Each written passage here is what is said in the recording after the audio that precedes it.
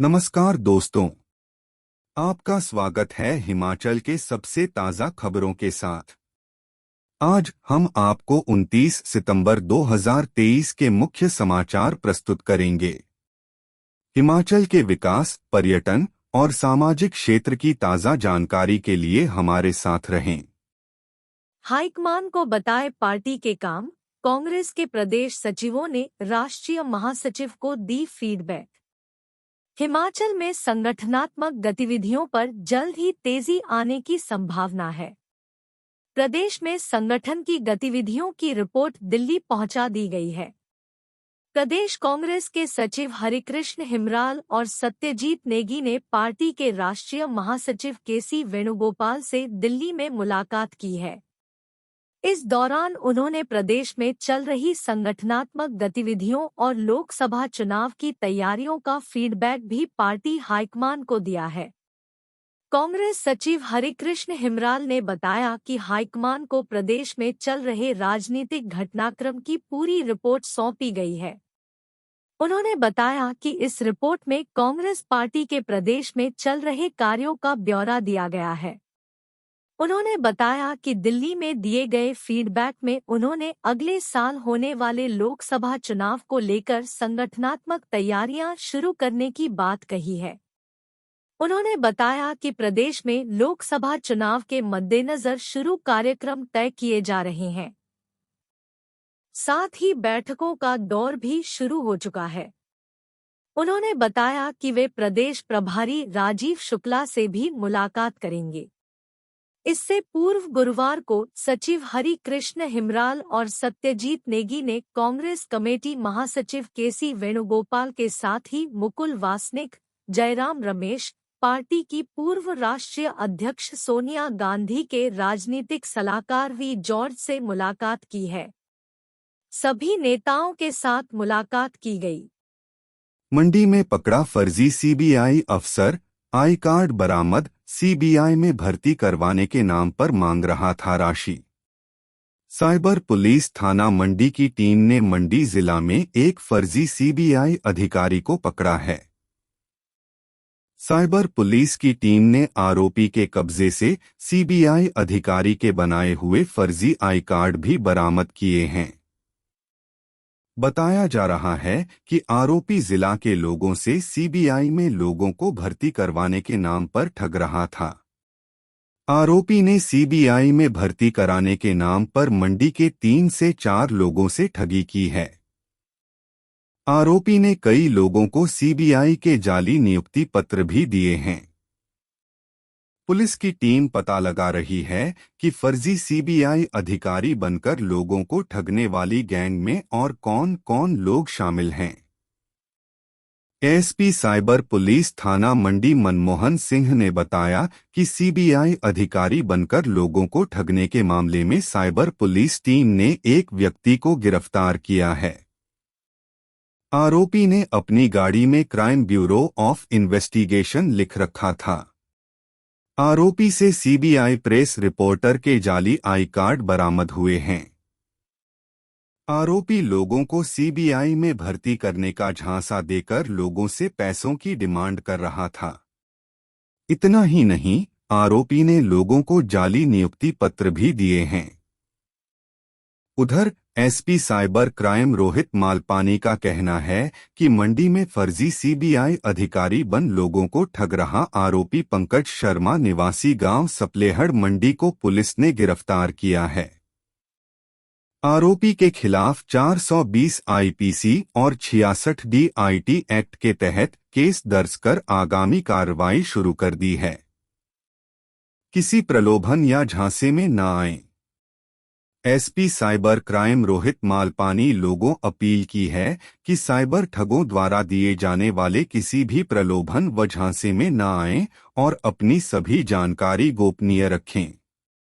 किसी भी साइबर अपराध के घटित होने पर तुरंत नजदीकी पुलिस थाना या साइबर पुलिस थाना में अपनी शिकायत ईमेल और टोल फ्री नंबर 1930 पर दर्ज करें।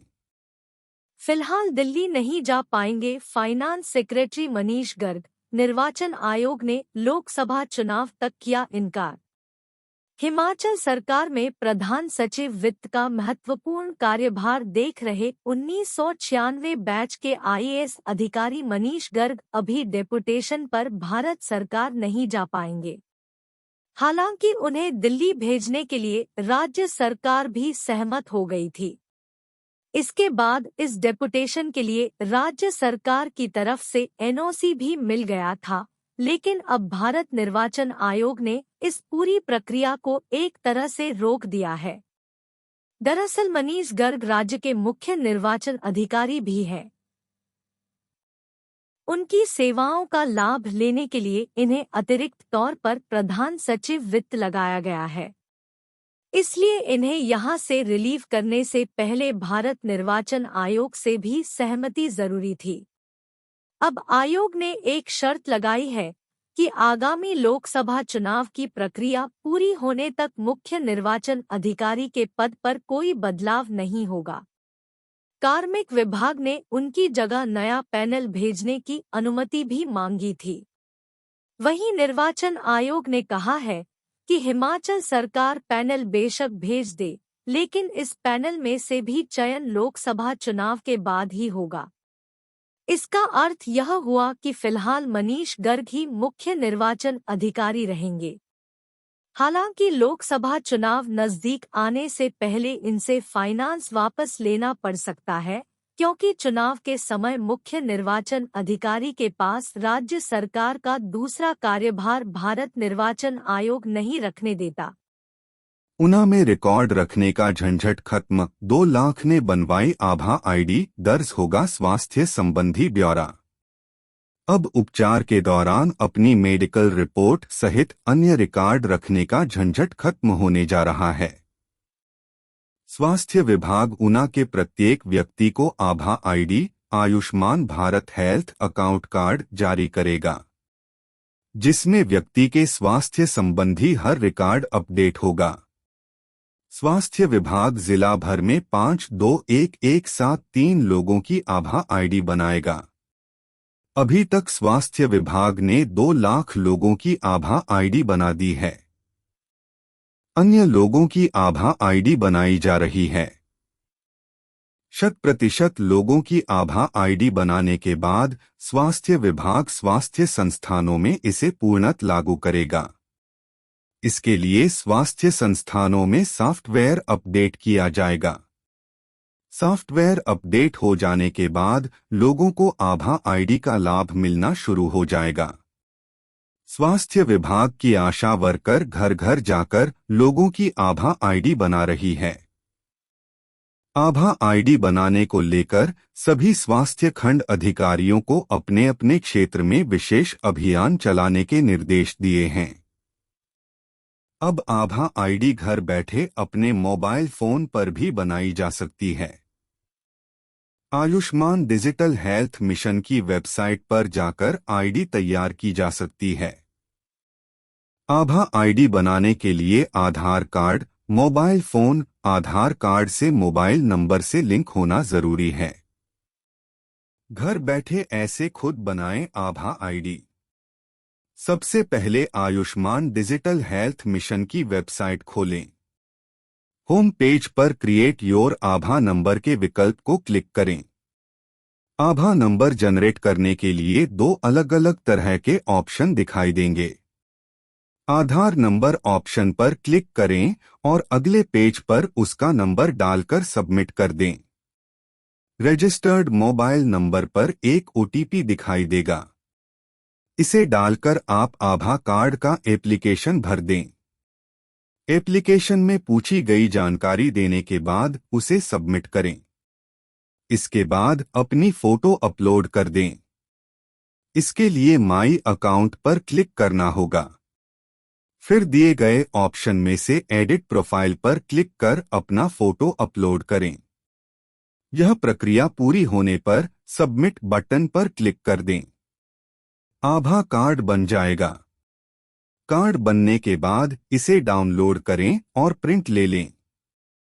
सीडलेस सिंदूरी अनार का नया कीर्तिमान, 265 रुपए किलो तक पहुंचे दाम, शुरुआत में पहली बार ऊंची बोली।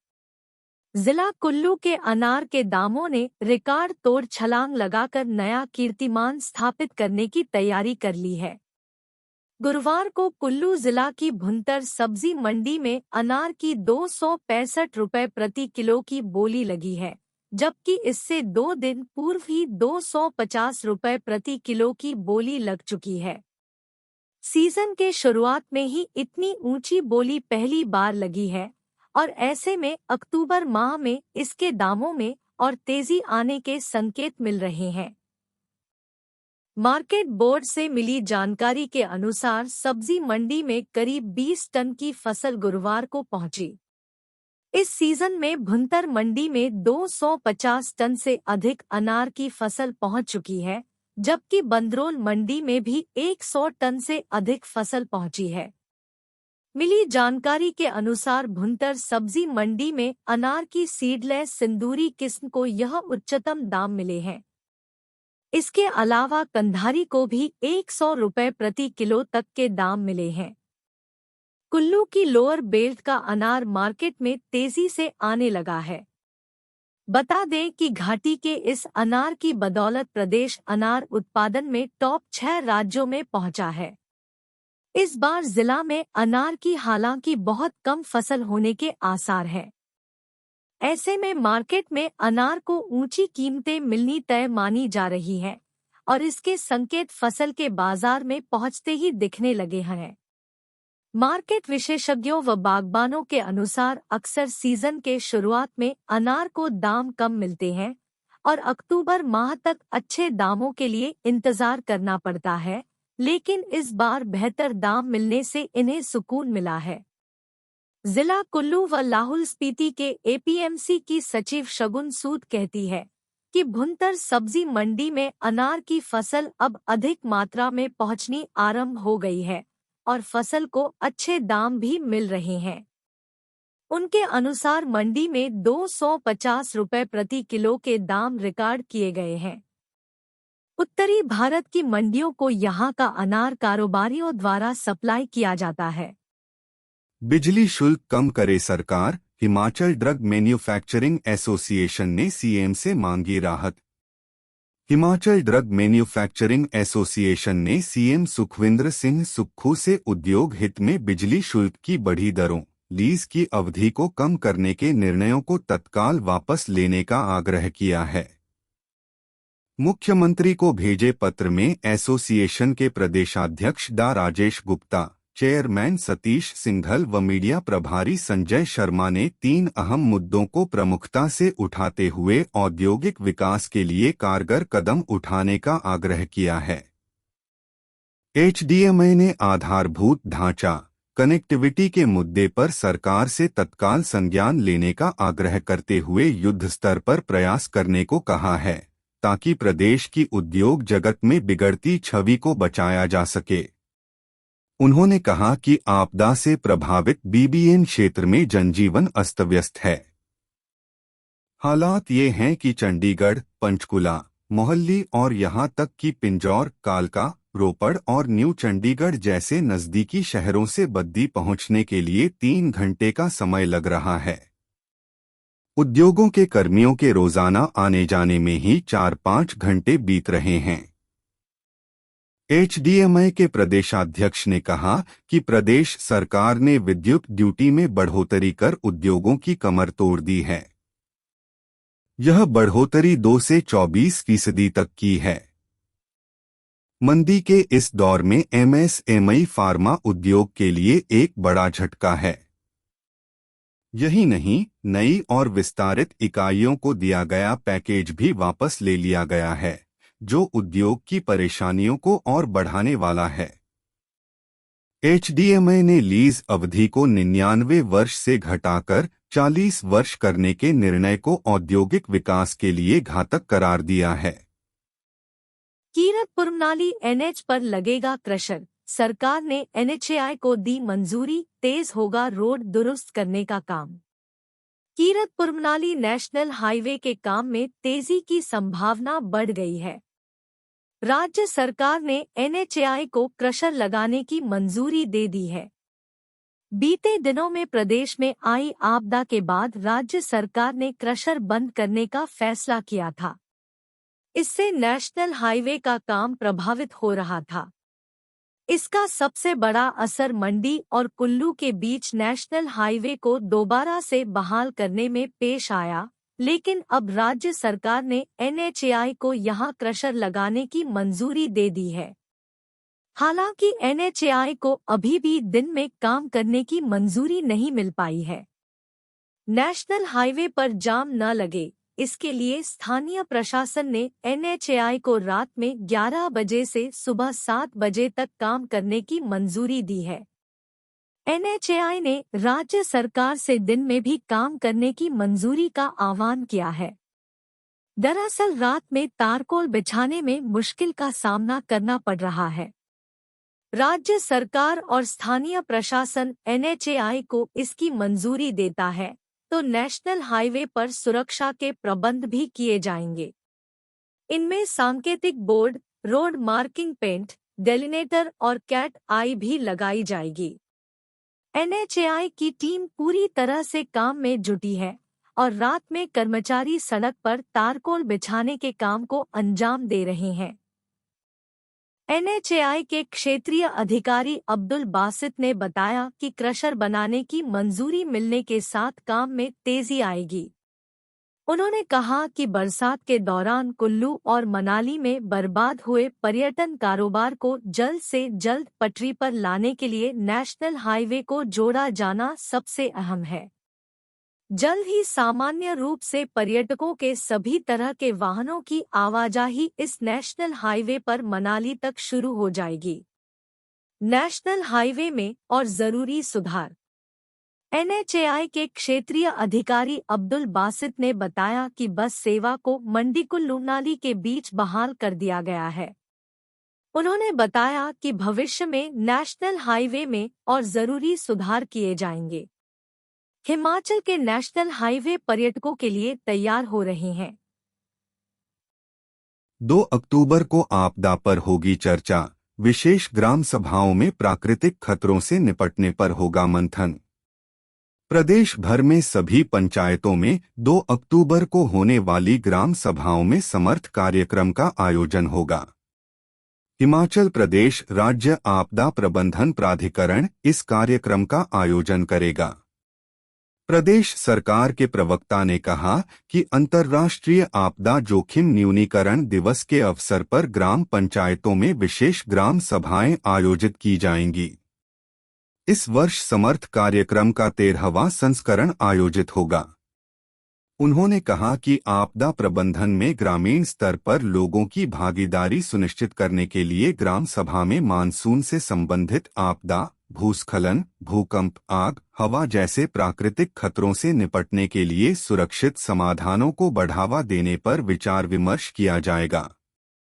बैठक में भूस्खलन शमन गतिविधियों, सुरक्षित निर्माण पद्धतियों व ग्रामीण स्तर पर पारंपरिक निर्माण पद्धतियों को बढ़ावा देने पर चर्चा होगी। भवन निर्माण के लिए पहाड़ी की असुरक्षित कटाई और उसके प्रभाव, मलबे के सुरक्षित निपटारे और वर्षा जल की समुचित निकास प्रणाली की आवश्यकता पर भी मंथन किया जाएगा। विभाग के प्रवक्ता ने बताया कि ग्राम सभा के दौरान प्राकृतिक जल निकास क्षेत्रों में निर्माण को प्रतिबंधित करना, जल निकासी चैनलों के समुचित प्रबंधन, गांवों और घरों में आग के प्रति संवेदनशीलता और सुरक्षा उपायों पर भी चर्चा की जाएगी। बैठक के दौरान आपदा के प्रभावों को कम करने के दृष्टिगत विभिन्न उपायों, भूकंपरोधी घरों व भवनों के निर्माण पर बल देने सहित पहले से बने घरों को मजबूत करने संबंधी चर्चा की जाएगी। उन्होंने कहा कि लोगों को खोज एवं बचाव प्रशिक्षण प्राप्त करने के लिए आपदा प्रबंधन प्राधिकरण के टोल फ्री नंबर 1070 से जानकारी हासिल करने का परामर्श भी दिया जाएगा। डॉक्टर बने मसीहा, नए दिल से धन्यवाद। TMC में ओपन हार्ट सर्जरी की पहली मरीज ने दिव्य हिमाचल से साझा किए विचार। डा राजेंद्र प्रसाद राजकीय चिकित्सा महाविद्यालय टांडा अस्पताल में ओपन हार्ट सर्जरी की पहली मरीज चंबा भरमौर के गांव मुढ़ारा की रहने वाली अजय कुमारी ने डॉक्टरों को नए दिल से धन्यवाद किया। दिव्य हिमाचल से खास बातचीत में अजय कुमारी ने कहा कि भगवान ने डॉक्टरों का रूप लेकर मुझे नया जीवन दिया है। वह सोमवार को ओपन हार्ट सर्जरी के बाद आईसीयू में उपचाराधीन थी तथा गुरुवार को वार्ड में शिफ्ट कर दी गई है। इस दौरान अजय कुमारी और उनके पति किशोरी लाल ने बताया कि उन्हें पथरी की प्रॉब्लम थी, यह तो पता था, लेकिन दिल में छेद के बारे में हमें पता नहीं था। मई में टांडा अस्पताल पहुंचे और कार्डियोलॉजी के डॉक्टर को दिखाया। डॉक्टर ने इको टेस्ट व टी टेस्ट करने के बाद बताया कि अजय कुमारी के दिल में छेद है।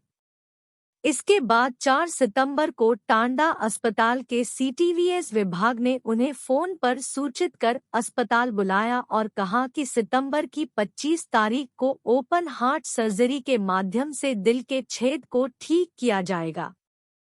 20 सितंबर को अजय कुमारी टांडा अस्पताल में एडमिट हो गई। 25 सितंबर को दिल के छेद को ओपन हार्ट सर्जरी से ठीक कर दिया गया। अजय अब बिल्कुल स्वस्थ है। कुछ दिनों उपरांत उन्हें घर भेज दिया जाएगा। अजय कुमारी व उनके पति किशोरी लाल सहित पूरे परिवार ने शिमला व टांडा अस्पताल के डॉक्टरों सहित अन्य स्टाफ का धन्यवाद किया। गुरुवार को एक और नए मरीज की ओपन हार्ट सर्जरी करके कार्डियक वॉल्व को रिप्लेस किया गया। मरीज अब स्वस्थ है और शुक्रवार को 2 अन्य सर्जरी की जाएंगी। एक बार फिर नंबर 1 बनी Shoolini university Times Higher Education global ranking में छलांग। शूलिनी यूनिवर्सिटी ने 2024 के लिए प्रतिष्ठित Times Higher Education THI global ranking द्वारा जारी रैंकिंग में देश के सभी प्राइवेट यूनिवर्सिटीज में लगातार दूसरी बार पहला स्थान हासिल किया है। शूलिनी यूनिवर्सिटी ने 2 पैरामीटर्स रिसर्च क्वालिटी और इंटरनेशनल आउटलुक में भी भारत में नंबर 1 स्थान हासिल किया है। यूनिवर्सिटी ने सब पैरामीटर्स में से 1 यानी रिसर्च स्ट्रेंथ में भी 100 अंक हासिल किए, जबकि Indian institute of science and technology को देश में टॉप इंस्टीट्यूट घोषित किया गया था। 4 इंस्टीट्यूट्स को 501 से 600 ग्लोबल कैटेगरी में रखा गया था, जिसमें शूलिनी यूनिवर्सिटी सोलन, अन्ना यूनिवर्सिटी, जामा मिलिया इस्लामिया और महात्मा गांधी इंस्टीट्यूट दूसरे स्थान पर थे। हालांकि शूलिनी ने 44.85 अंकों का ओवरऑल स्कोर हासिल करके कैटेगरी में अन्य 3 का प्रतिनिधित्व किया। महात्मा गांधी यूनिवर्सिटी को 44.22, जामिया को 43.49 और अन्ना यूनिवर्सिटी को 42.36 अंक मिले। यह उन सभी IIT से भी आगे हैं जिन्होंने इस साल रैंकिंग में हिस्सा लिया था। इस वर्ष की रैंकिंग में कटौती करने वाले भारतीय विश्वविद्यालयों की संख्या में उल्लेखनीय वृद्धि देखी गई है। पिछले वर्ष के 75 की तुलना में 91 विश्वविद्यालयों को स्थान मिला है। शूलिनी यूनिवर्सिटी के चांसलर प्रो PK खोसला ने उल्लेखनीय उपलब्धि के लिए फैकल्टी मेंबर्स और रिसर्चर्स की सराहना करते हुए उनसे अगली बार और भी बेहतर स्कोर के लिए कड़ी मेहनत करने के लिए कहा। प्रो चांसलर विशाल आनंद ने कहा कि रैंकिंग निरंतर गुणवत्ता का एक स्पष्ट संकेतक है, जो शूलिनी लर्निंग, रिसर्च और इनोवेशन के विभिन्न पैरामीटर्स पर कम्युनिटी को प्रदान करने में सक्षम है। Vice chancellor pro Atul Khosla ने फैकल्टी और रिसर्चर्स को बधाई दी। रोगियों को 24 घंटे परामर्श की सुविधा। स्वास्थ्य मंत्री ने प्रदेश में टेली मानस कार्यक्रम का किया शुभारंभ। स्वास्थ्य एवं परिवार कल्याण मंत्री डॉ कर्नल धनी राम शांडिल ने गुरुवार को शिमला से प्रदेश में मानसिक स्वास्थ्य की बेहतर देखभाल व गुणात्मक उपचार के लिए केंद्र प्रायोजित टेलीमानस कार्यक्रम का शुभारंभ किया। मंत्री शांडिल ने कहा कि इस कार्यक्रम के तहत सार्वजनिक निजी भागीदारी से PP मोड प्रदेश भर में कॉल सेंटर खोले जाएंगे। इन केंद्रों में रोगियों व उनके सहायकों से समस्या जानकर उपचार व परामर्श की सुविधा प्रतिदिन 24 घंटे उपलब्ध रहेगी। प्रारंभ में इसके लिए 8 मनोचिकित्सक तैनात किए जाएंगे और प्रदेश में रोगियों की संख्या एवं मांग के आधार पर केंद्रों व चिकित्सकों की संख्या को बढ़ाने का भी प्रावधान किया गया है। उन्होंने कहा कि इस कार्यक्रम के तहत किसी भी प्रकार की मानसिक या भावनात्मक समस्या के निदान के लिए टोल फ्री नंबर 14,416 या 1800891441 पर कॉल कर टेली मानस केंद्र में संपर्क कर मनोचिकित्सक या डॉक्टर से उपचार परामर्श प्राप्त किया जा सकेगा। उन्होंने कहा कि रोगियों को सुलभ एवं गुणात्मक मानसिक स्वास्थ्य सेवाएं भौतिक एवं ऑनलाइन माध्यम से उपलब्ध होंगी। इसमें राष्ट्रीय मानसिक स्वास्थ्य और स्नायु विज्ञान संस्थान बंगलुरु तथा IIIT बंगलुरु तकनीकी सहयोग प्रदान करेंगे। सचिव स्वास्थ्य एम सुधा देवी ने कहा कि विद्यालयों व महाविद्यालयों में मानसिक स्वास्थ्य के प्रति जागरूकता लाना आवश्यक है। प्रदेश में 4 साल बाद होगी बंदरों की गिनती। 2019 में 3,16,000 थी आबादी। हिमाचल में करीब 4 साल बाद बंदरों की गिनती होगी। वन्य प्राणी विभाग नवंबर से यह गणना शुरू करेगा और अप्रैल में इसकी रिपोर्ट सार्वजनिक की जाएगी। इससे पूर्व 2019 में बंदरों की गिनती की गई थी और इस गणना में प्रदेश के भीतर 3,16,000 बंदर होने का खुलासा हुआ था। वन्य प्राणी विभाग ने इस गणना के बाद बंदरों की नसबंदी का अभियान चलाया गया और वन्य प्राणी विभाग ने गत कुछ समय के दौरान 1,76,000 बंदरों की नसबंदी की है। विभाग की माने तो इस कार्रवाई की वजह से बंदरों की बढ़ती आबादी नियंत्रित हुई है। बंदरों के हिंसक होने की घटनाएं भी कुछ सालों में लगातार बढ़ी है। करीब 5 माह पूर्व शिमला में बंदरों की वजह से एक युवती की मौत भी हो चुकी है, जबकि प्रदेश के अन्य जिलों में भी बंदरों के हमले के मामले लगातार सामने आते रहे हैं। गौरतलब है कि केंद्र सरकार ने वाइल्ड लाइफ एक्ट में बदलाव किया है। नए संशोधन में वाइल्ड लाइफ एक्ट में शामिल शेड्यूल 5 के प्रावधान को हटा दिया गया है। दरअसल शेड्यूल 5 में ही फसलों या मानव जीवन को खतरे में डालने वाले जानवरों को हिंसक घोषित करने का प्रावधान था। अब शेड्यूल को हटाने के बाद किसी भी जानवर को वर्मिन नहीं बनाया जा सकता है। इस श्रेणी में बंदर भी शामिल है और इस बदलाव के बाद बंदरों को मारने की अनुमति नहीं है। हालांकि बंदरों की जनसंख्या को नियंत्रित करने के लिए वन्य प्राणी विभाग नसबंदी अभियान जरूर चला सकता है। इस अभियान को चलाने का कदम पूर्व में वन्य प्राणी विभाग ने उठाया था। बहरहाल अब बीते 4 साल में अलग-अलग अभियान के माध्यम से बंदरों की आबादी कितनी कम हुई है, इसका खुलासा विभाग की अप्रैल महीने में आने वाली रिपोर्ट से हो पाएगा। यह रिपोर्ट भविष्य में बंदरों को लेकर चलाए जाने वाले अन्य अभियानों में भी मदद करेगी। HDM बंदरों और स्नो लेपर्ड पर तैयार होगी रिपोर्ट। अनिल ठाकुर, अतिरिक्त प्रधान मुख्य अरण्यपाल, वन्य प्राणी विभाग ने बताया कि प्रदेश में बंदरों की गिनती दोबारा शुरू होगी। इस क्रम को विभाग मार्च या अप्रैल तक पूरा कर लेगा। इसके बाद रिपोर्ट सार्वजनिक की जाएगी। वहीं प्रदेश में स्नो लेपर्ड की गणना भी विभाग जल्द ही करेगा। 2020 में स्नो लेपर्ड की संख्या 52 से 72 के बीच अंकित हुई थी। इनकी गणना करीब 3 साल पहले हुई है।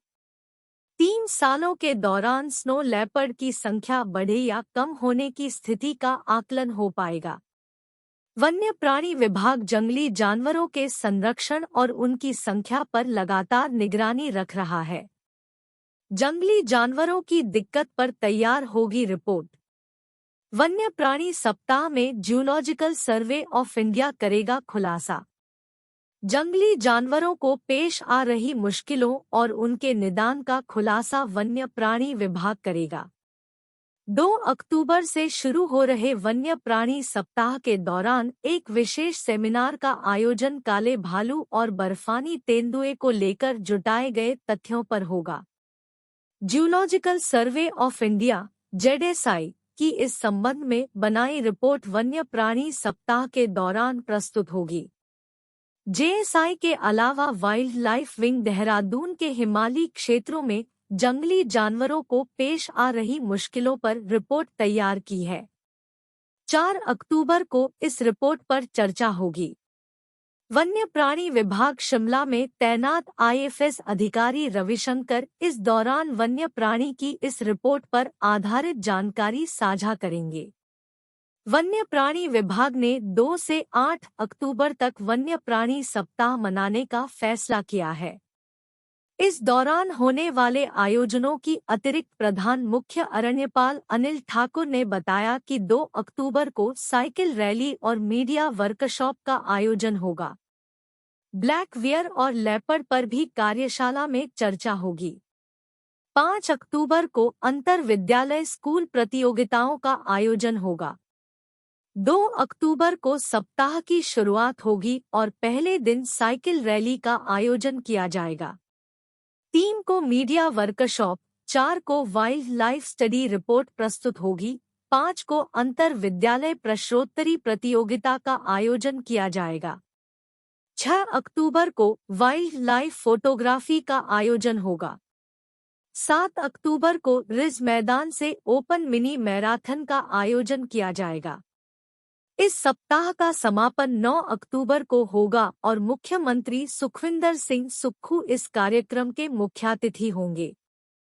होटल एसोसिएशन ने सेवाओं में विस्तार के लिए रखा पक्ष। जयपुर और उत्तराखंड से हवाई सेवाएं तो पर्यटन को और पंख।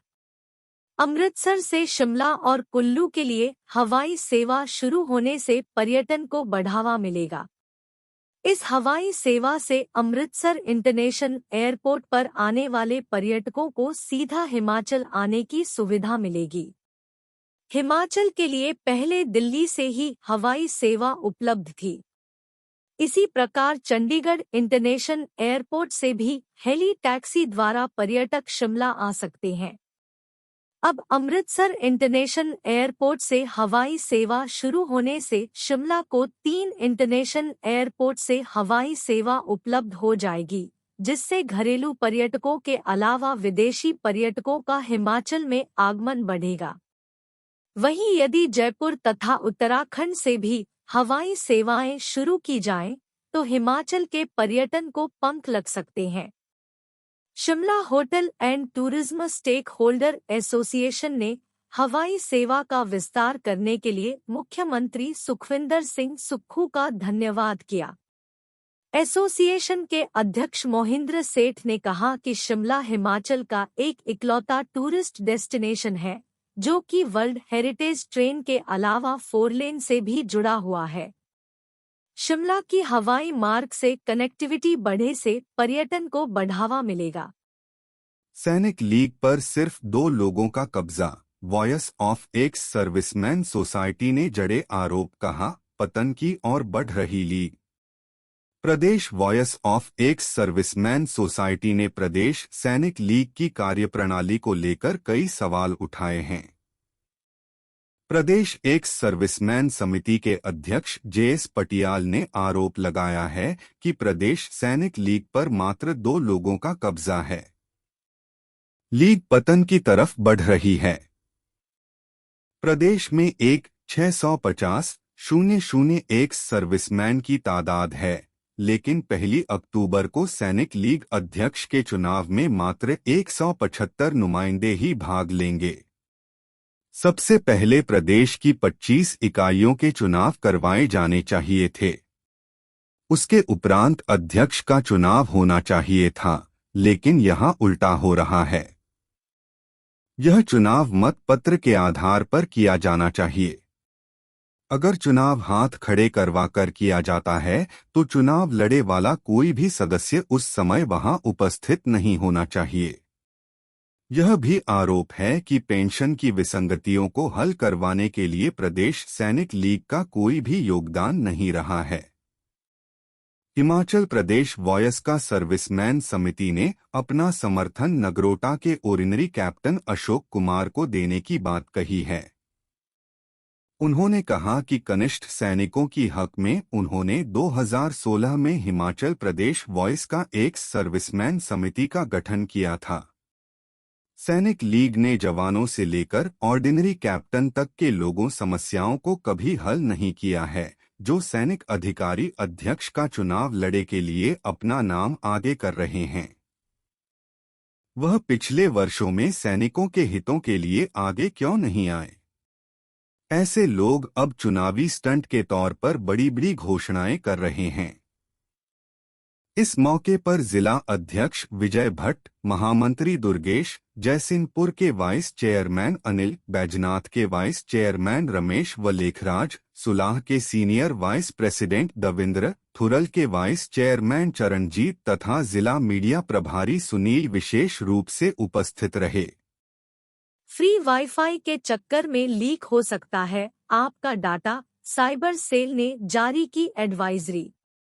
फ्री वाईफाई के चक्कर में आपका पर्सनल डाटा लीक हो सकता है। फ्री ओपन वाईफाई नेटवर्क का खामियाजा आपको अपनी मेहनत की कमाई को या पर्सनल डेटा को गंवाकर चुकाना पड़ता है। बड़े शहरों में फाइबर कनेक्टिविटी अच्छी होने के चलते इंटरनेट की स्पीड में पहले की तुलना में काफी इजाफा हुआ है, जिसके चलते ओपन वाईफाई नेटवर्क की संख्या में काफी बढ़ोतरी हुई है, जिससे यूजर अपनी डिवाइस को कनेक्ट कर काफी तेज इंटरनेट कनेक्टिविटी प्राप्त कर सकता है। ऐसे में साइबर क्रिमिनल्स विभिन्न शहरों के पॉश एरिया में जाकर free open wifi network user को उपलब्ध करवाते हैं और जैसे ही यूजर अपनी डिवाइस को उस ओपन नेटवर्क से कनेक्ट करता है, वैसे ही उसका तमाम पर्सनल डेटा साइबर क्रिमिनल के पास अपने आप पहुंचने लगता है, जिसका साइबर क्रिमिनल किसी भी तरीके से गलत इस्तेमाल कर सकता है। ओपन वाईफाई नेटवर्क को लेकर साइबर सेल शिमला ने भी एडवाइजरी जारी की है। आज के दौर में मोबाइल, टैबलेट, लैपटॉप, कंप्यूटर व अन्य इलेक्ट्रॉनिक गैजेट इस्तेमाल करने वाला यूजर पूरी तरह से इंटरनेट कनेक्टिविटी पर निर्भर करता है। चाहे ऑफिस का काम हो, स्टूडेंट की पढ़ाई या अन्य इंटरनेट सर्फिंग, इन तमाम चीजों के लिए यूजर फास्ट इंटरनेट कनेक्टिविटी के अलग अलग विकल्प तलाशने में लगा रहता है। इसमें सबसे आसानी से उपलब्ध होने वाला विकल्प फ्री ओपन वाईफाई नेटवर्क है। इसका सर्वाधिक फायदा साइबर हैकर्स व ठगों द्वारा उठाया जा रहा है। यूजर बिना वेरीफाई किए किसी भी फ्री ओपन वाईफाई नेटवर्क से अपने इलेक्ट्रॉनिक गैजेट को कनेक्ट कर लेते हैं, जिसका खामियाजा उन्हें अपनी मेहनत की कमाई को या पर्सनल डेटा को गंवाकर चुकाना पड़ता है। इसके साथ ही साइबर क्रिमिनल यूजर की विभिन्न इलेक्ट्रॉनिक डिवाइस पर ट्रोजन भेजते हैं, जो यूजर की डिवाइस में एक बोट का काम करता है।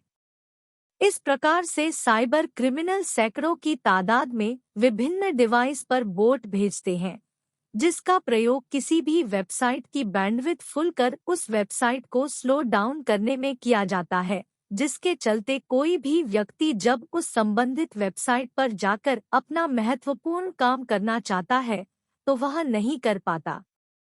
वित्तीय ट्रांजैक्शन करने में प्रयोग न करे free open wifi network. SP cyber crime Rohit Malpani का कहना है कि किसी भी तरह की वित्तीय ट्रांजैक्शन करने में फ्री ओपन वाईफाई नेटवर्क का प्रयोग न करें। उन्होंने बताया कि साइबर क्रिमिनल्स यूजर को फ्री ओपन वाईफाई नेटवर्क उपलब्ध कराने के बाद यूजर की डिवाइस को पूरी तरह से अपने हाथ का खिलौना बना लेते हैं, जिसके बाद साइबर क्रिमिनल यूजर की डिवाइस में कीलॉगर के जरिए पैकेट कैप्चरिंग करता है, जिसके जरिए यूजर के विभिन्न social networking site, internet banking व अन्य महत्वपूर्ण सेवाओं से जुड़ी हुई यूजर आईडी और पासवर्ड को चुरा लिया जाता है।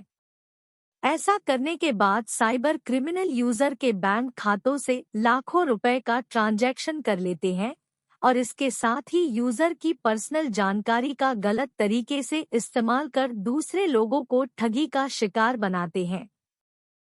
सांसद भारत दर्शन के लिए हमीरपुर संसदीय क्षेत्र से 21 लड़कों का चयन, दिल्ली गुजरात का करेंगे दौरा। केंद्रीय मंत्री व हमीरपुर सांसद अनुराग सिंह ठाकुर की लोकप्रिय पहल सांसद भारत दर्शन के दूसरे चरण के लिए चयनित हुए 21 लड़कों की सूची घोषित कर दी गई है।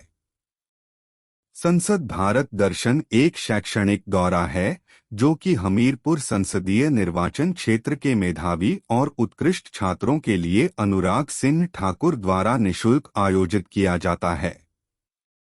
अनुराग ठाकुर पिछले 5 सालों में 101 बच्चों को यह यात्रा करवा चुके हैं। अब 25 अक्टूबर से 1 नवंबर तक चयनित 21 लड़कों के लिए सांसद भारत दर्शन यात्रा का आयोजन किया जा रहा है। दिल्ली दर्शन के साथ यह ग्रुप विशेष रूप से गुजरात दौरे पर जाएगा। 21 छात्रों के साथ 2 एक से श्रेष्ठ अध्यापिकाओं का चयन भी किया गया है। एक से श्रेष्ठ अनुराग सिंह ठाकुर की पहल है, जिसके अंतर्गत बच्चों को निःशुल्क पढ़ाया जाता है और साथ ही सभी जरूरी शिक्षा सामग्री जैसे school bag, study table, stationery निःशुल्क दी जाती है। वर्तमान में संसदीय क्षेत्र में 475 केंद्र चल रहे हैं, जिसके माध्यम से महिलाओं को रोजगार का अवसर भी मिला है और 9,000 से भी अधिक छात्रों को बेहतर शिक्षा भी मिल रही है। केंद्रों में बच्चों को प्रतिदिन प्रोटीन मिल्क शेक भी दिया जाता है और डिजिटल उपकरण जैसे लैपटॉप और लर्निंग किट द्वारा बच्चों को आधुनिक शिक्षा देने का कार्य किया जा रहा है। जहां एक से श्रेष्ठ के लिए अनुराग ठाकुर ने हमारा संकल्प हमारा प्रयास, सबको शिक्षा सबका विकास का नारा दिया है, वहीं छात्र छात्राओं के लिए आयोजित सांसद भारत दर्शन के लिए थोड़ी पढ़ाई थोड़ी घुमाई का नारा दिया है। छात्रों का चयन एक प्रतिस्पर्धी प्रक्रिया के माध्यम से किया जाता है।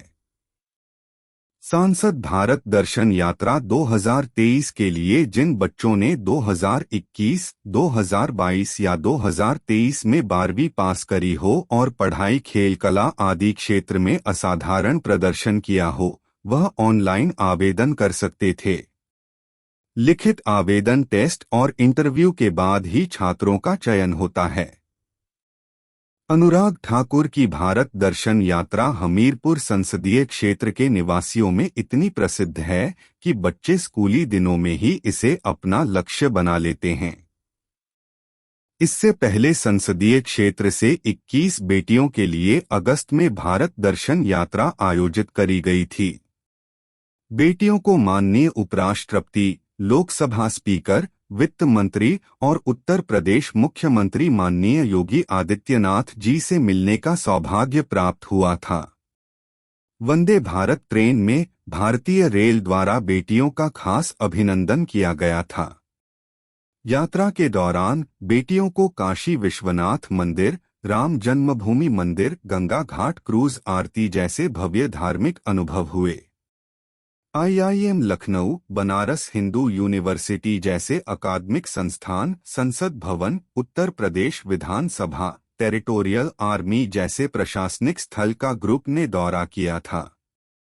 प्रशासन ने विशेष प्रबंध कर सूर्योदय से पहले ग्रुप को ताजमहल भी दिखाया था।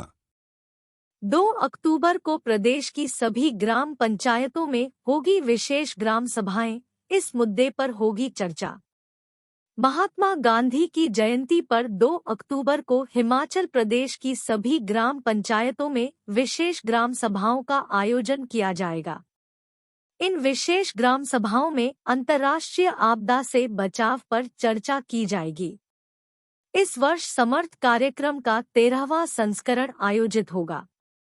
इस बारे में जानकारी देते हुए हिमाचल प्रदेश राज्य आपदा प्रबंधन प्राधिकरण के प्रवक्ता ने बताया कि आपदा प्रबंधन में ग्रामीण स्तर पर लोगों की भागीदारी सुनिश्चित करने के लिए ग्राम सभा में मानसून से संबंधित आपदा, भूस्खलन, भूकंप, आग, हवा आदि जैसे प्राकृतिक खतरों से निपटने के लिए सुरक्षित समाधानों को बढ़ावा देने पर विचार विमर्श किया जाएगा। बैठक में भूस्खलन शमन गतिविधियों, सुरक्षित निर्माण पद्धतियों व ग्रामीण स्तर पर पारंपरिक निर्माण पद्धतियों को बढ़ावा देने पर चर्चा होगी। भवन निर्माण के लिए पहाड़ी की असुरक्षित कटाई व उसके प्रभाव, मलबे के सुरक्षित निपटारे और वर्षा जल की समुचित निकास प्रणाली की आवश्यकता पर भी मंथन किया जाएगा। प्रवक्ता ने बताया कि ग्राम सभा के दौरान प्राकृतिक जल निकास क्षेत्रों में निर्माण को प्रतिबंधित करना, जल निकासी चैनलों के समुचित प्रबंधन, गांवों और घरों में आग के प्रति संवेदनशीलता व सुरक्षा उपायों पर भी चर्चा की जाएगी। बैठक के दौरान आपदा के प्रभावों को कम करने के दृष्टिगत विभिन्न उपायों, भूकंपरोधी घरों व भवनों के निर्माण पर बल देने सहित पहले से बने घरों को मजबूत करने संबंधी चर्चा की जाएगी। इस दौरान ग्रामीण स्तर पर आसपास के खतरों की पहचान कर उनके प्रभावों को कम करने, ग्रामीणों को आपदाकालीन किट जिसमें सूखा भोजन, आवश्यक दवाएं तथा आपातकालीन चिकित्सा प्राथमिक किट तैयार रखने पर भी जागरूक किया जाएगा। उन्होंने कहा कि लोगों को खोज एवं बचाव प्रशिक्षण प्राप्त करने के लिए आपदा प्रबंधन प्राधिकरण के टोल फ्री नंबर 1070 से जानकारी हासिल करने का परामर्श भी दिया जाएगा। सीएम सुक्खू ने यूएई में बसे प्रवासी हिमाचलियों से किया संवाद, प्रदेश में निवेश के लिए किया आमंत्रित। मुख्यमंत्री सुखविंदर सिंह सुक्खू ने संयुक्त अरब अमीरात यूएई में प्रवासी हिमाचलियों को पर्यटन, हरित हाइड्रोजन, खाद्य प्रसंस्करण, सूचना एवं प्रौद्योगिकी और सौर ऊर्जा सहित विभिन्न हरित क्षेत्रों में निवेश करने के लिए आमंत्रित किया है। मुख्यमंत्री ने आज वर्चुअल माध्यम से यूएई में प्रवासी हिमाचलियों से संवाद करते हुए कहा कि राज्य की प्रगति में उनकी महत्वपूर्ण भूमिका है। मुख्यमंत्री ने उन्हें आश्वस्त किया कि प्रदेश सरकार उन्हें इन क्षेत्रों में निवेश के लिए हर संभव सहायता प्रदान करेगी। मुख्यमंत्री ने राज्य की समृद्ध संस्कृति के अग्रदूत के रूप में संयुक्त अरब अमीरात में रहने वाले हिमाचली समुदाय की सराहना करते हुए कहा कि हिमाचल प्रदेश उनका घर है और किसी प्रकार की कठिनाई की स्थिति में प्रदेश सरकार उन्हें हर संभव मदद प्रदान करेगी। उन्होंने कहा कि पर्यटन विकास राज्य सरकार की प्राथमिकता में शुमार है और कांगड़ा जिला प्रदेश की पर्यटन राजधानी बनकर उभरेगा। इस उद्देश्य के लिए क्षेत्र में बुनियादी अधोसंरचना के उन्नयन का कार्य प्रगति पर है। कांगड़ा हवाई अड्डे का विस्तार, जिले में हेलीपोर्ट की स्थापना और पर्यटकों की सुविधा के लिए सड़कों का सुधार किया जा रहा है। सीएम सुक्खू ने कहा कि राज्य सरकार आगामी 4 वर्षों में हिमाचल को एक आत्मनिर्भर राज्य और अगले दशक के भीतर देश के सबसे समृद्ध राज्यों में शामिल करने के लिए प्रतिबद्धता से कार्य कर रही है। उन्होंने कहा कि चिकित्सा महाविद्यालयों में रोबोटिक सर्जरी की शुरुआत और प्रत्येक विधानसभा क्षेत्र में चरणबद्ध तरीके से Rajiv Gandhi day boarding school खोलने के साथ स्वास्थ्य और शिक्षा क्षेत्र में सकारात्मक परिवर्तन आ रहे हैं। उन्होंने कहा कि सरकार युवाओं के लिए रोजगार और स्वरोजगार के अवसर उपलब्ध करवाने के लिए सौर ऊर्जा परियोजनाएं स्थापित करने, ई-बस, ई-ट्रक और ई-टैक्सी की खरीद के लिए 50% सब्सिडी प्रदान कर रही है। संयुक्त अरब अमीरात के हिमाचली समुदाय ने संवेदनशीलता एवं एकजुटता का परिचय देते हुए टीम एक प्रयास के सहयोग से मुख्यमंत्री को आपदा राहत कोष के लिए 11 लाख रुपए का चेक भेंट किया। मुख्यमंत्री ने इस योगदान के लिए उनका आभार व्यक्त करते हुए कहा कि यह अंशदान राज्य सरकार के आपदा राहत एवं पुनर्वास कार्यों को गति प्रदान करेगा। हिमाचली समुदाय ने आपदा के दौरान युद्ध स्तर पर बचाव एवं पुनर्वास कार्यों के लिए मुख्यमंत्री ठाकुर सुखविंदर सिंह सुक्खू के प्रयासों की भी सराहना की। उनके प्रयासों के फलस्वरूप प्रदेश में स्थितियां शीघ्र सामान्य हो रही हैं। उन्होंने कहा कि यह समर्पण और प्रभावी तरीके से कठिन परिस्थितियों से निपटने की उनकी कार्यकुशलता को प्रदर्शित करता है। उन्होंने मुख्यमंत्री से निकट भविष्य में दुबई आने का आग्रह किया, जिसे मुख्यमंत्री ने सहर्ष स्वीकार किया। बीच सड़क पर फंसा ट्राला, रात से वाहनों की आवाजाही बंद, यात्री परेशान। खड़ामुखोली मार्ग पर गरोला के पास एक ट्राला तकनीकी खराबी के चलते बीच सड़क पर फंस गया। इसके चलते बुधवार रात से होली मार्ग पर वाहनों की आवाजाही बंद पड़ी हुई है। हालांकि आज सुबह के वक्त 11 बजे के आसपास सड़क पर हल्के वाहनों की आवाजाही शुरू हो गई है, लेकिन बड़े वाहन अभी भी यहां पर फंसे हुए हैं। उधर सड़क पर यातायात ठप होने के कारण होली से आज तड़के कांगड़ा और चंबा के लिए रवाना हुई बसें भी यहीं पर फंसी हुई है और यात्री बीच राह में परेशान है। बहरहाल सड़क बहाल करने के प्रयास यहां पर जारी हैं। कॉलेज में एंट्री से पहले स्टूडेंट को दिखाना होगा आई कार्ड, आउटसाइडर पर कसा शिकंजा। राजकीय महाविद्यालय कुल्लू में प्रवेश गेट पर हर आने जाने वाले स्टूडेंट की आइडेंटिटी कार्ड की चेकिंग करने के बाद ही प्रवेश दिया जा रहा है। कॉलेज प्रबंधन की ओर से आउटसाइडर पर शिकंजा कसने के लिए इस तरह की सख्ती बरती जा रही है। साथ में ही युवाओं में नशे के बढ़ रहे चलन को रोकने के लिए भी कॉलेज प्रबंधन ने मुख्य गेट पर एक सुरक्षाकर्मी इस व्यवस्था को अमलीजामा पहनाने के लिए तैनात किया गया है, जो कि हर स्टूडेंट का आई कार्ड चेक कर रहा है और जिनके पास आई कार्ड नहीं है तो कॉलेज में प्रवेश करने के कारणों का पता लगाने के बाद ही प्रवेश दिया जा रहा है। कॉलेज प्राचार्य डॉ रोशन लाल का कहना है कि हर छात्र का मुख्य गेट पर कॉलेज में प्रवेश करने से पहले आई कार्ड चेक किया जा रहा है ताकि माहौल अच्छा बना रहा। हिमाचल की झीलों में डाला जाएगा 41 लाख मछली बीज, मत्स्य विभाग ने शुरू किया अभियान। प्रदेश की झीलों में मत्स्य उत्पादन के उद्देश्य से मत्स्य विभाग ने प्रदेश के जलाशयों में मत्स्य बीज डालना शुरू कर दिया है। मत्स्य विभाग द्वारा कलकत्ता से बीज मंगवा कर डाल रहा है। गोविंद सागर झील में दूसरी बार मछली बीज डाला गया ताकि झील में मछली का बेहतर उत्पादन हो सके। वहीं अगले सप्ताह में कोलडैम झील में भी मत्स्य बीज डाला जाएगा।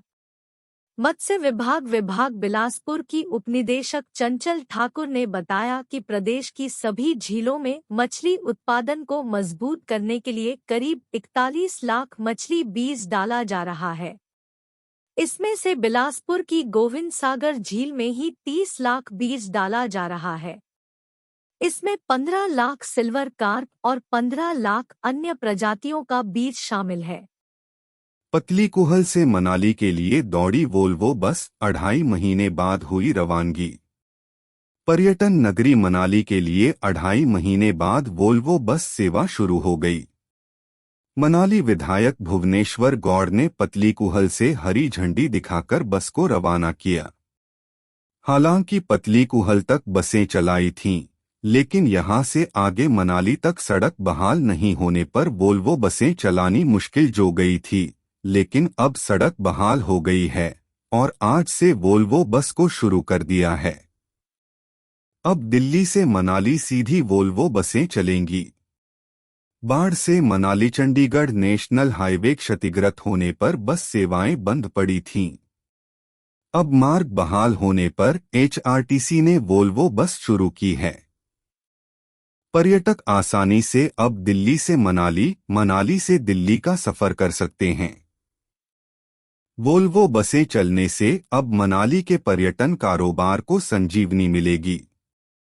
श्रद्धा से बना है श्राद्ध, क्यों जरूरी पितरों की पूजा और महाभारत से क्या है कनेक्शन? जानिए। श्राद्ध का हिंदू धर्म में बड़ा महत्व है। प्राचीन सनातन धर्म के अनुसार हमारे पूर्वज देवतुल्य हैं और इस धरा पर हमने जीवन प्राप्त किया है और जिस प्रकार उन्होंने हमारा लालन पालन कर हमें कृतार्थ किया है, उससे हम उनके ऋणी हैं। समर्पण और कृतज्ञता की इसी भावना से श्राद्ध पक्ष प्रेरित है, जो जातक को पितर ऋण से मुक्ति मार्ग दिखाता है। समयानुसार श्राद्ध करने से कुल में कोई दुखी नहीं रहता। पितरों की पूजा करके मनुष्य आयु, पुत्र, यश, स्वर्ग, कीर्ति, पुष्टि, बल, श्री, पशु, सुख और धन धान्य प्राप्त करता है। देवकार्य से भी पितृकार्य का विशेष महत्व है। देवताओं से पहले पितरों को प्रसन्न करना अधिक कल्याणकारी है। अंतर्राष्ट्रीय स्तर पर ज्योतिष क्षेत्र में ख्याति प्राप्त जवाली के ज्योतिषी पंडित विपन शर्मा ने कहा कि श्राद्ध शब्द श्रद्धा से बना है, जो श्राद्ध का प्रथम अनिवार्य तत्व है, अर्थात पितरों के प्रति श्रद्धा तो होनी ही चाहिए। आश्विन कृष्ण पक्ष की प्रतिपदा तिथि से अमावस्या तक का समय श्राद्ध या महालय पक्ष कहलाता है। इस वर्ष 29 सितंबर से 14 अक्टूबर तक श्राद्ध है।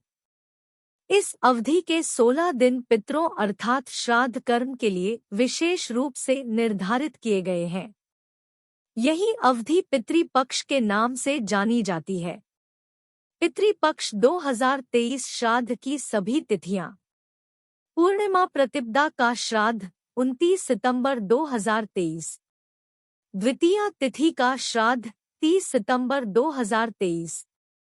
तृतीया तिथि का श्राद्ध 1 अक्टूबर 2023। चतुर्थी तिथि श्राद्ध 2 अक्टूबर 2023। पंचमी तिथि श्राद्ध 3 अक्टूबर 2023। षष्ठी तिथि का श्राद्ध 4 अक्टूबर 2023। सप्तमी तिथि का श्राद्ध 5 अक्टूबर 2023। अष्टमी तिथि का श्राद्ध 6 अक्टूबर 2023। नवमी तिथि का श्राद्ध 7 अक्टूबर 2023। दशमी तिथि का श्राद्ध 8 अक्टूबर 2023। एकादशी तिथि का श्राद्ध 9 अक्टूबर 2023। मघा तिथि का श्राद्ध 10 अक्टूबर 2023। द्वादशी तिथि का श्राद्ध 11 अक्टूबर 2023। त्रयोदशी तिथि का श्राद्ध 12 अक्टूबर 2023। चतुर्दशी तिथि का श्राद्ध 13 अक्टूबर 2023। क्योंकि जाती है पितृपूजा। पितृपक्ष में किए गए कार्यों से पूर्वजों की आत्मा को शांति प्राप्त होती है तथा कर्ता को पितृ ऋण से मुक्ति मिलती है। आत्मा की अमरता का सिद्धांत तो स्वयं भगवान श्री कृष्ण गीता में उपदेशित करते हैं। आत्मा जब तक अपने परमात्मा से संयोग नहीं कर लेती, तब तक विभिन्न योनियों में भटकती रहती है और इस दौरान उसे श्राद्ध कर्म में संतुष्टि मिलती है। पंडित विपन शर्मा ने कहा कि शास्त्रों में देवताओं से पहले पितरों को प्रसन्न करना अधिक कल्याणकारी कहा गया है। यही कारण है कि देव पूजन से पूर्व पितर पूजन किए जाने का विधान है। अर्थात समयानुसार श्राद्ध करने से कुल में कोई दुखी नहीं रहता। पितरों की पूजा करके मनुष्य आयु, पुत्र, यश, स्वर्ग, कीर्ति, पुष्टि, बल, श्री, पशु, सुख और धन धान्य प्राप्त करता है। देवकार्य से भी पितृकार्य का विशेष महत्व है। देवताओं से पहले पितरों को प्रसन्न करना अधिक कल्याणकारी है। महाभारत काल से जुड़ी है मान्यता। गरुड़ पुराण में भीष्म पितामह ने युधिष्ठिर के संवाद बताए गए हैं। महाभारत काल में भीष्म पितामह ने युधिष्ठिर को पितृपक्ष में श्राद्ध और उसके महत्व को बताया था। भीष्म पितामह ने बताया था कि अत्रि मुनि ने सबसे पहले श्राद्ध के बारे में महर्षि निमि को ज्ञान दिया था। अपने पुत्र की आकस्मिक मृत्यु से दुखी होकर निमि ऋषि ने अपने पूर्वजों का आह्वान करना शुरू कर दिया था। इसके बाद पूर्वज उनके सामने प्रकट हुए और कहा, निमि, आपका पुत्र पहले ही पितृदेवों के बीच स्थान ले चुका है। चूंकि आपने अपने दिवंगत पुत्र की आत्मा को खिलाने और पूजा करने का कार्य किया है, यह वैसा ही है जैसे आपने पितृयज्ञ किया था। उस समय से श्राद्ध को सनातन धर्म का महत्वपूर्ण अनुष्ठान माना जाता है। इसके बाद से महर्षि निमि ने भी श्राद्ध कर्म शुरू किए और उसके बाद से सारे ऋषिमुनियों ने श्राद्ध करना शुरू कर दिए थे। कुछ मान्यताएं बताती हैं कि युधिष्ठिर ने कौरव और पांडवों की ओर से युद्ध में मारे गए सैनिकों के अंतिम संस्कार के बाद उनका श्राद्ध किया था। अगर पितरों के श्राद्ध की तिथि मालूम नहीं है तो क्या करें? ज्योतिषी पंडित विपिन शर्मा ने बताया कि अगर कारणवश पितरों के निधन की तिथि पता नहीं है तो ऐसे में आप सर्व पितृ अमावस्या के दिन उनके नाम से श्राद्ध कर सकते हैं। इस दिन सभी के नाम से श्राद्ध किया जाता है। हम अपने राज्य के विकास में योगदान देने में गर्व महसूस करते हैं और हमें उम्मीद है कि आने वाले दिनों में हमें और भी अच्छी खबरें मिलेंगी। इन खबरों को अधिक लोगों तक पहुंचाने के लिए कृपया हमारा कंटेंट साझा करें, हमारे चैनल को सब्सक्राइब करें और अपडेट के लिए हमें फॉलो करें। इसके अलावा बेझिझक अपने विचार कमेंट्स में साझा करें और आइए बातचीत में शामिल हों। आपका सहयोग हमें और भी बेहतर काम करने में मदद करेगा। धन्यवाद।